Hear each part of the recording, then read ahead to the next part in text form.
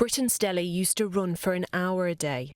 Now she sometimes struggles to walk down the road. She's one of more than 1 million people who've suffered from long COVID. She caught the virus a year ago. It was a very mild case of COVID. It was just like a bad cold. And after a couple of weeks, I thought, oh, that's okay. I've made it through the worst of it. Should be fine.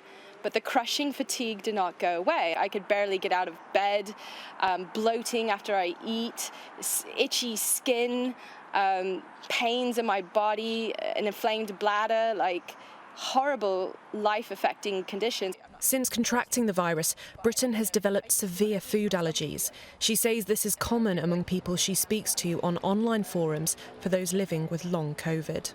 I've had, doctors laugh at me. I'm in pain every day. I can't barely use my right arm, which is my dominant hand, because it's so inflamed. So it prevents me from working. The lasting effects of coronavirus often include breathlessness, brain fog and debilitating tiredness.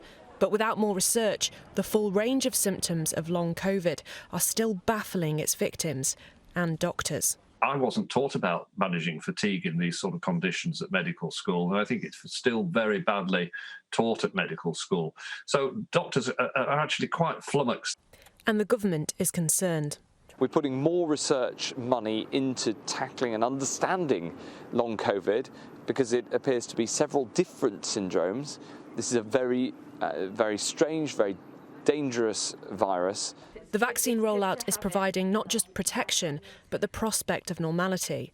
But for many sufferers of long COVID, they worry they'll never be free of the virus. When you think about the fact that this is most prevalent in working ages, that's going to have a real impact on the world of work, childcare, and the things that day to day we take for granted.